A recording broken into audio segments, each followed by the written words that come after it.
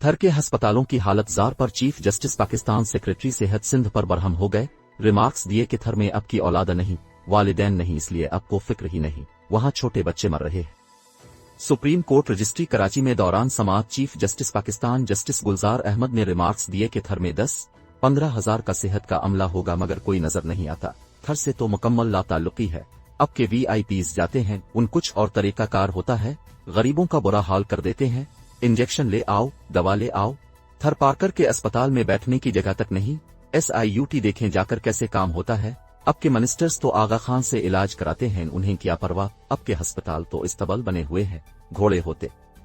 ہیں وہاں۔ سیکریٹری صحت سندھ نے عدالت کو بتایا کہ نئے ڈاکٹرز کی بھرتیوں کا عمل جاری ہے۔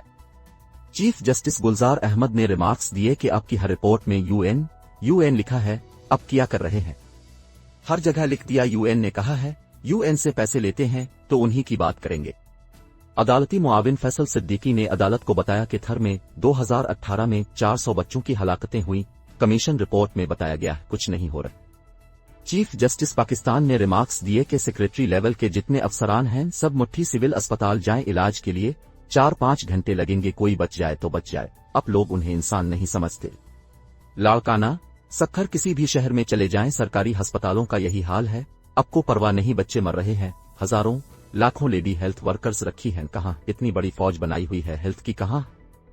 عدالت نے سیکریٹری صحت کو بولنے سے روک دیا۔ چیف جسٹس نے ریمارکس دیے کہ ہمارے پاس آ کر سب کہتے مگر کرتے کچھ نہیں ہے، ہسپتالوں میں گدھے بندھے ہوئے، لائٹ تک نہیں ہے، دوائی ایکس رے مشین وغیرہ کی سہولیات تو خواب ہیں، ایکس رے مشین ہی نہیں مگر عملہ رکھا ہوا، ایڈوکیٹ جنرل سندھ گئے تھے، یہ سب چیزوں کے گواہ ہیں، وہاں DC اور دیگر لوگ تو بادشاہ بنے ہوئے ہیں۔